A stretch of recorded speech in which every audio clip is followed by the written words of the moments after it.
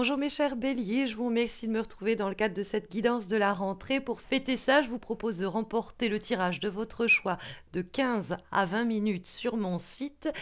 Pour ce faire, eh bien, pour participer, abonnez-vous à ma chaîne, likez cette vidéo, laissez un commentaire et le nom du gagnant ou de la gagnante vous sera communiqué quand les horoscopes d'octobre seront publiés. Donc pour ce mois de septembre et pour cette rentrée, il semblerait qu'il y ait un lien à couper. Alors, ça peut être un lien avec le passé, des habitudes, des situations obsolètes dont il vous reste ce mois-ci à vous débarrasser. C'est souvent dans ce cas-là des situations chronophages, énergivores et qui n'ont plus lieu d'être, auxquelles il faut mettre un terme. Il y a l'idée quelquefois même de crever l'abcès dans le cadre de la présence de l'as d'épée qui se trouve dans les éléments positifs pour les semaines qui viennent et pour cette rentrée. Or, l'as d'épée, c'est faire preuve d'une grande lucidité, c'est aborder une situation avec le plus de rationalité possible pour comprendre les motivations psychologiques de chacun dans une situation donnée, pour obtenir de la clarté à propos d'un projet, pour pouvoir communiquer clairement et ouvertement sur nos besoins et nos intentions. C'est aussi en effet un dialogue qui peut être favorisé, un dialogue qui serait dans ce cas-là à cœur ouvert, un dialogue sans détour. Alors, je sais qu'en tant que bélier, vous pouvez être un peu franc, quoi. Alors, l'idée n'est pas de pulvériser l'autre par une opinion affirmée qui viendrait un peu mettre à mal une relation ou quelqu'un. Le but est de se faire entendre et plus que cela, je dirais, de se faire comprendre. Il y a en effet une dualité qui peut vous opposer à quelque chose ou à quelqu'un au cours des semaines qui viennent.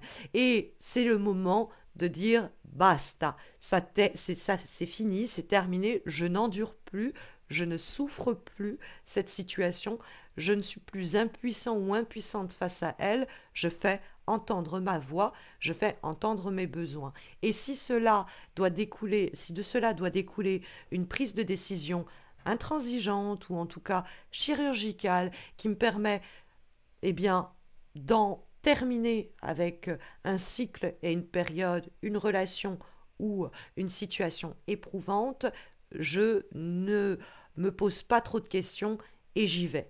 Il y a avec l'ASDP le côté en effet de nouveau cycle, donc cette idée que parce que on prend une décision forte, on prend des résolutions qui le sont tout autant, qu'on fait entendre son besoin, qu'on mène cette discussion sans détour, eh bien, la capacité de mettre un terme à une situation fardeau que l'on portait à bout de bras et bien souvent seul.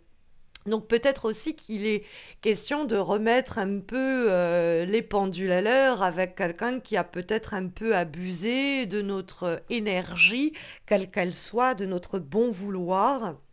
Et il est question restaurer un peu les choses. Parce que il y a à la fois dans votre mois de septembre un as, donc l'idée d'un nouveau cycle, mais nous trouvons simultanément en direction un 10, donc l'idée de la fin d'un cycle, un cycle qui se termine. Et c'est tant mieux. C'est-à-dire que on arrive à franchir la ligne d'arrivée, on arrive à mener cette situation à son terme et à s'en délivrer, hein, normalement, parce que ce fardeau-là, c'est l'idée qu'on arrive à s'en débarrasser ou déléguer certaines des responsabilités qui pesaient tout le temps sur nos épaules dans cette relation, dans cette situation. C'était toujours à nous d'initier ceci, de s'occuper de cela. Et donc il y a cette idée de responsabiliser éventuellement l'autre pour ne pas rester dans une position où vous devez vous sacrifier, vous devez prendre sur vous, vous devez... Et puis dire, bah non, ça, il y a un moment, moi, je ne vais pas rester dans une situation qui m'emprisonne, ça ne vous ressemble pas en plus, mes chers béliers. Il y a l'idée, je coupe les ponts, je coupe les liens, je coupe ce qui m'entrave et ce qui me vampirise simultanément. Et ça, c'est dans un conflit éventuel avec quelqu'un, ça va d'abord et avant tout se passer par la communication et les échanges. Dans ce cas-là, ça peut être vraiment l'idée qu'on ne se comprend pas ou qu'on ne se comprend plus avec notre employeur, avec notre manager, avec nos employés, avec notre conjoint, avec la personne avec laquelle on voudrait mener une relation. Et il y a l'idée que on est face à quelqu'un qui est tellement ambivalent, qui est tellement ambigu que bah, c'est épuisant et que cette situation, elle nous prend un peu à la gorge et qu'à un moment, bah, on va dire non, bon, ça, je ne l'accepte plus, s'il faut, on coupe, on arrête là, tant pis, quoi. Parce que effectivement, on a cet as et ce 2 d'épée qui dialoguent ensemble. L'as d'épée, en ce sens, semble être vraiment une réponse au 2 d'épée. Le 2 d'épée qui nous parle effectivement de l'idée que quelqu'un en face de nous fait l'autruche, ne veut pas entendre raison, ne veut pas se confronter à la réalité de sa situation, ne veut pas sinon éclaircir son point de vue ou son positionnement. Et ça peut faire un bout de temps que vous tolérez cela. Hein, ça fait longtemps qu'on vous balade sur votre projet que vous avez soumis, on vous dit oui, on verra, on verra. Et là, on va faire une convocation, on va convoquer l'autre et se mettre autour d'une table et dire, bon, aujourd'hui, on met un mot sur cette situation, que ce soit le mot de fin ou que ce soit un renouveau, mais en tout cas, on clarifie la situation. Après, il n'est pas impossible que le 2 d'épée fasse référence dans les obstacles et les difficultés qui viennent pour la rentrée à une indécision personnelle. C'est-à-dire que vous êtes en prise avec une dualité interne, vous la face à une certaine forme de dilemme et vous avez l'idée de si je fais ça, je me mets en danger sur ce niveau-là, mais si je fais ci, je perds cela. Bon, ça peut être vraiment une situation où vous grattez un peu la tête pour savoir ce qui est vraiment le plus utile pour vous. Il y a quelque chose dont vous devez vous débarrasser. Hein. Il y a quelque chose qui vous alourdit, dont vous devez vous alléger visiblement et dont vous permet l'ASDP de vous alléger. Mais ça peut être aussi une forme bon de dualité dans le sens du dilemme, hein, mais ça peut être aussi l'idée un peu de Jekyll et Hyde intérieurement. On est en proie à aller, j'endure encore un peu la situation, et puis bah au mois de septembre peut-être que ça va se modifier et que vous allez plus basculer vers bon, je mets un terme à cette situation d'une façon ou d'une autre. Faut qu'on arrête, on en arrête là.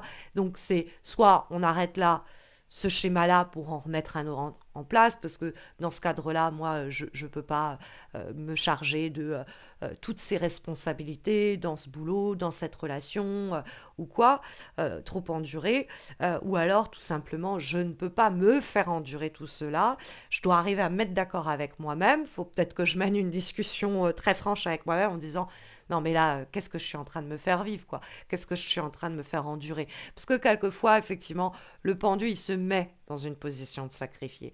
Donc, c'est-à-dire qu'il accepte un petit peu les sacrifices et des fois, il les provoque.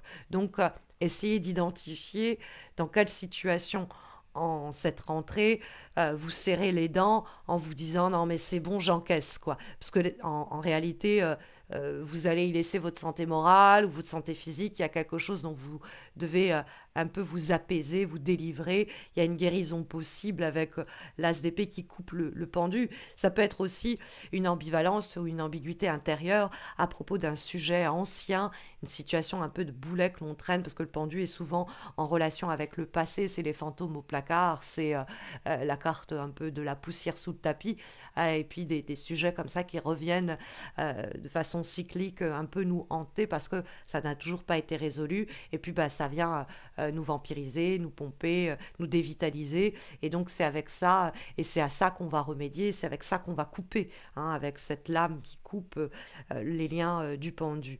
Parce que dans la direction de la rentrée, il y a tellement qui semble vous peser sur les épaules, il y a tellement que vous semblez ici encaisser, que c'est effectivement le bon moment pour vous délester de fardeaux qui pèsent émotionnellement, mentalement ou même physiquement, peut-être tout cela à l'unisson sur vos épaules. Donc il y a une libération en vue en ce sens, avec un nouveau cycle qui permet de renouveler des énergies plus saines et de se défaire de ces boulets-là que l'on traîne. souveraine. Comme avant-dernière guidance, on a une lame qui vous correspond pas mal d'ailleurs, mes chers béliers, pour cette rentrée.